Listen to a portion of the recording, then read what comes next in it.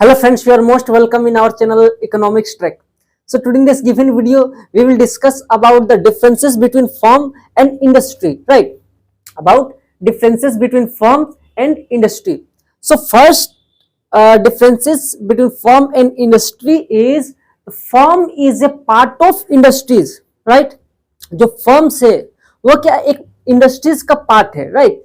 जैसे हम इस चीज को इस तरीके से समझे, suppose that this is all the economy, right?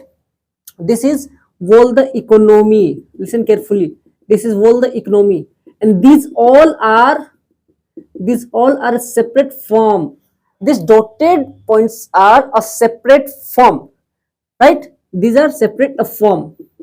ये एक सेपरेट फॉर्म है. यदि हम इस इकोनॉमी से इस डॉटेड पॉइंट को निकाल दें तो बेसिकली कहेंगे क्या है, ये एक फॉर्म है, राइट? ठीक है. इसी तरह यहां पर देखिए कितने डॉट्स है, तो ये डॉट्स क्या है, एक इकोनॉमी के अंदर एक डिफरेंट फॉर्म्स है, राइट? लेकिन जब यही फॉर्म्स एक इकोनॉमी के अंदर साथ में मर्ज हो जाए जो सेम गुड्स एंड सर्विसेज का प्रोडक्शन करती हो, इस बात को ध्यान में रखिए कि ये जो जितने भी फॉर्म्स है जो सेम गुड्स एंड सर्विसेज का प्रोडक्शन करती हो वो एक जगह यदि आ जाए तो बेसिकली उसे हम कहेंगे इंडस्ट्रीज. इसका मतलब ये हुआ कि जो भी फर्म्स है, अलग अलग फर्म्स है, वो मिलकर क्या बनाती है, एक इंडस्ट्रीज बनाती है. यानी फर्म जो है वो क्या है, ये सिंगल डॉट जो है वो क्या है, फर्म का पार्ट है, राइट? लेकिन इन सारे फर्म्स को हम लोग एक जगह हम लोग क्या करेंगे, मर्ज कर देंगे, जो क्या करती हो, सेम प्रोडक्शंस करती हो, गुड्स एंड सर्विसेज का सेम चीजें बनाती हो, एक जैसी सेवाएं देती हो, तो क्या कहेंगे, वो एक इंडस्ट्रीज बन जाएगी इकोनॉमी के अंदर. ठीक है. तो ये थी differences between firms and industries, right? अब देखिए फिर से इस चीज को हम बेहतरी से और समझते हैं. तो जैसा कि मैंने कहा firms is a parts of industries, तो आई होप सो कि आप समझ गए होंगे जो मैंने बताया अभी. देन उसी को अपोजिट देखिए इंडस्ट्रीज का. Industry is a group of firms. तो मैंने जैसे कहा कि सारे डॉट्स को हम क्या करेंगे, एक जगह लेके आएंगे, जो क्या करती हो, सेम गुड्स एंड सर्विसेज का प्रोडक्शन करती हो, तो वो क्या कहलाएगी, हमारी इंडस्ट्रीज. कोई दिक्कत नहीं यहां तक, होप सो. सेकेंड जो डिफरेंसेस है, it is an individual unit. तो फर्म्स क्या है, एक इंडिविजुअल यूनिट है. यानी कि जितनी इंडस्ट्रीज थे उसमें से एक को हम निकाल लिए तो वो तो इंडिविजुअल हो गई, तो उसे हम कहेंगे इंडिविजुअल यूनिट है फर्म. ठीक. उसी तरह यदि इंडस्ट्रीज को देखें तो हमें क्या पता चलेगा कि it is an aggregate unit. Aggregate means sum total. यानी जितनी भी मैंने डॉट्स को दिया था, मैं यहां बनाता हूं, जितनी भी सारी डॉट्स है ये क्या थी, ये फर्म से मिलकर बनी हुई है, ये पूरा इकोनॉमी के अंदर है. ठीक है. तो क्या लिखा है मैंने कि it is an aggregate unit. यानी क्या है, ये एग्रीगेट यूनिट, ये हर एक चीजों का कुल योग है, एग्रीगेट है, सम टोटल है. ठीक है. तो उसे हम क्या कहेंगे, क्या है वो, इंडस्ट्रीज है. जैसा कि मैंने लिखा था यहां, it is an aggregate unit, तो वो क्या थी, हमारी इंडस्ट्रीज थी. अब देखिए थर्ड में क्या कह रहा है, no separate rule and regulations are formulated for the firm. यानी फर्म के लिए किसी तरह का कोई खास रूल एंड रेगुलेशंस यहां पर हम लोगों को रेगुलेशंस का फॉलो नहीं करनी है. किसी तरह का खास रूल रेगुलेशंस का फॉलो हमें नहीं करनी होती है फर्म्स के अंदर, क्योंकि हमें मालूम है कि जो फर्म्स है वो तो एक सिंगल यूनिट है, तो वो खुद के लिए क्या रूल रेगुलेशंस बनाएगी. रूल रेगुलेशन बेसिकली कहां बनता है, जो एक बड़ी यूनिट होती है वहां हम रूल रेगुलेशंस को बनाते हैं. वो सिंगल फर्म्स अपने लिए क्या रूल रेगुलेशन बनाएगी, रूल रेगुलेशन वहां बनेगी जहां पे कॉम्पिटिशन हो. ठीक है.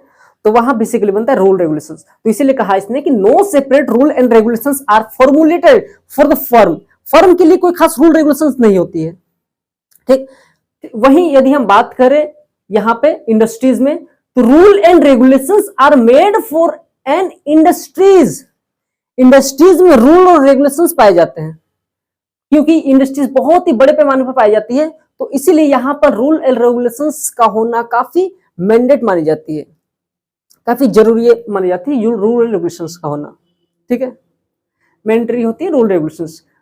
देन देखते हैं हम फोर्थ नंबर में क्या बता रही है हमें, revenue comes from the goods और services it produce and sell firms revenue कहां से कलेक्ट करती है? जब वो गुड्स एंड सर्विसेज का जो प्रोड्यूस उसने किया उस चीज को सेल कर रही है, उस वक्त वो क्या मिलती है, उसे रेवेन्यू मिलती है।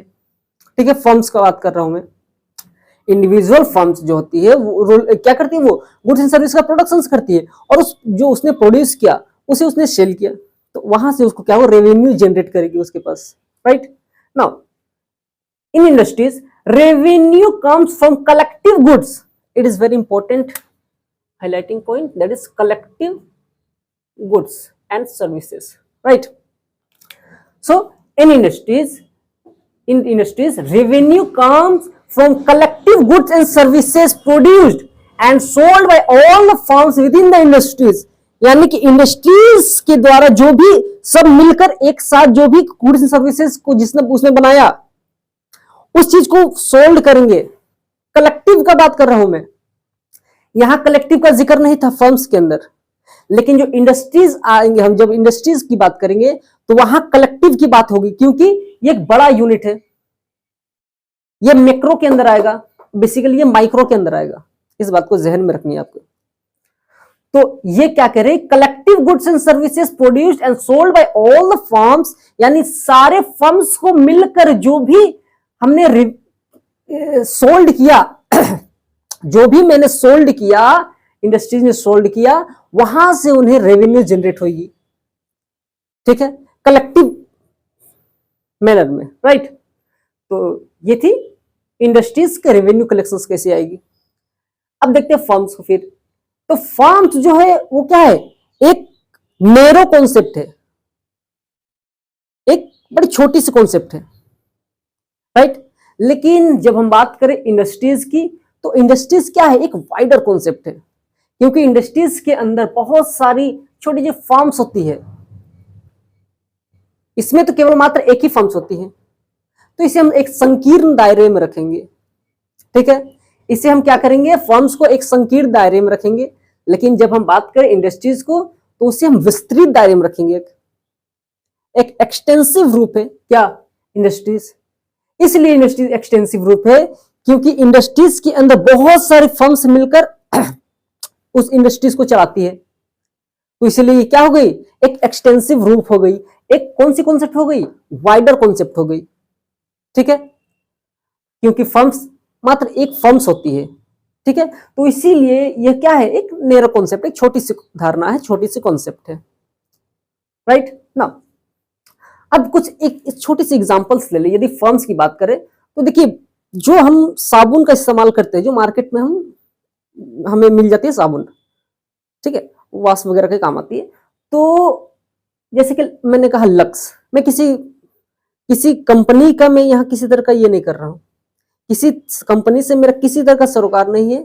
ठीक है, तो जैसे मैंने कहा फर्म्स के अंदर लक्स एक फर्म्स हो गई, अलग अलग तरीके से लेंगे इसे हम अलग अलग तरीके से लेंगे। ठीक है, लक्स एक अलग फर्म्स हो गई, लाइफ बॉयज एक अलग फर्म हो गई, देन डिटोल एक अलग फर्म हो गई, डव एक अलग फर्म हो गई। ठीक है, फर्म्स हो गई ये सब। हिमालय भी एक शॉप है तो वो भी एक अलग फर्म्स हो गई। देन पियर्स भी जो शॉप है जो हम इस्तेमाल करते हैं तो वो भी अलग फर्म्स हो गई, एक्सेट्रा।